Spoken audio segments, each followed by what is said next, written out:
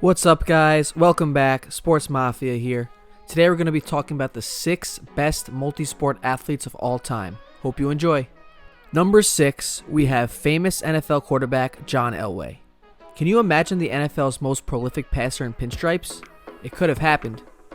Out of high school, Elway was taken by the Royals in the 18th round, but elected to go to college. At Stanford, Elway played both sports. He excelled under center for the Cardinal football team, as he won Pac-10 Player of the Year honors twice. He was a consensus All-American his senior year and finished second in Heisman Trophy voting. As a ball player, Elway pitched and played right field.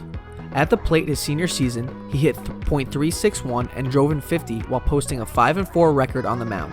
The Yankees took him with their second pick, 52nd overall, in 1981, and Elway played 2 seasons of minor league baseball during his summers away from Stanford.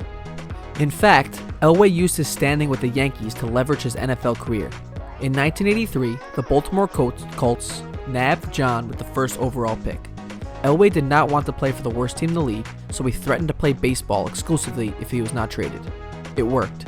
Elway was sent to Denver, and the rest is history.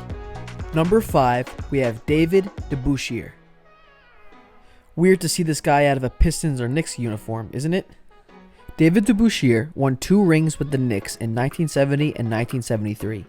He was an 8-time All-Star and a 6-time All-Defensive First-Teamer, and was a member of the NBA's 50th anniversary all-time team. DeBusschere averaged 16.1 points and 11 rebounds per game during his Hall of Fame career. He also played in the big leagues for the Chicago White Sox. Though his career only lasted 2 seasons in the majors, DeBusschere managed to shut out the Cleveland Indians in 1963.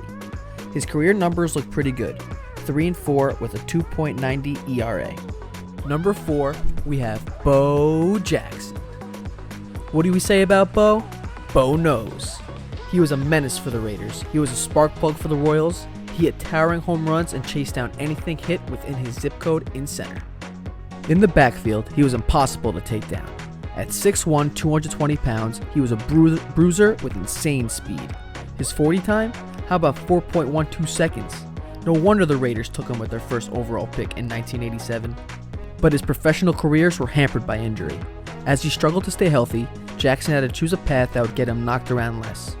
Bo played his final game in the NFL in 1990, but continued to play baseball in 1994. Bo's potential was never fully realized. He leaves a lot of sports writers and sports enthusiasts wondering, what if? Number 3, we have primetime Deion Sanders. I don't know how this guy did it.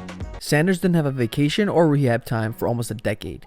With the end of baseball season slightly overlapping the beginning of football season, Sanders had to go from studying NFL offenses to checking out the scouting report on the guy pitching the next day.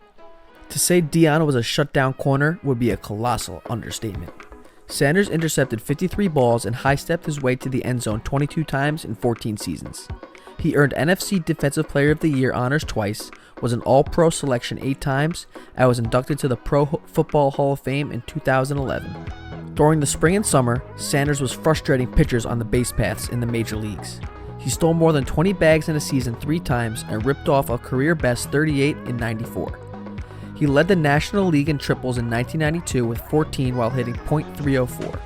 Though Sanders wasn't a superstar baseball talent, he played with the best and was a vital ingredient in every lineup he was penciled into. Number 2, we got Jimbo Brown.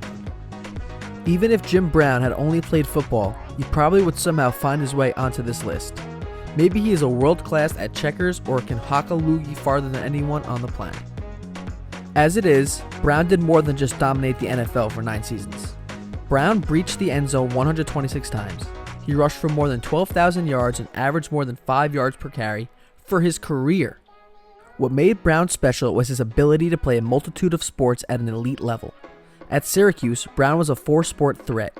He ran track, was a leading scorer on the basketball team, and was an All-American lacrosse player. His senior season, Brown scored 43 times in 10 games. His flurry of goals was good enough to rank him second in the country for lacrosse. And number 1, we have Jim Thorpe. No big surprise here. Jim Thorpe is undoubtedly the greatest multi-sport athlete of all time. This guy did everything. In 1912, Thorpe won Olympic gold in both the pentathlon and decathlon. He He played professional football for 13 years, Major League Baseball for 7 years, and professional basketball for at least 2 years. It's hard to say which sport Thorpe was best known for considering his multitude of talents. As a professional football player, he was an all-pro back. Statistically, his baseball numbers aren't staggering, but he was able to compete at the highest level. On the hardwood, Thorpe barnstormed all over the country alongside his fellow Native Americans, displaying an array of ability. As an Olympian, Thorpe shined. He won 8 of the 15 individual events of the decathlon and pentathlon. His point total stood for more than 2 decades before it was bested.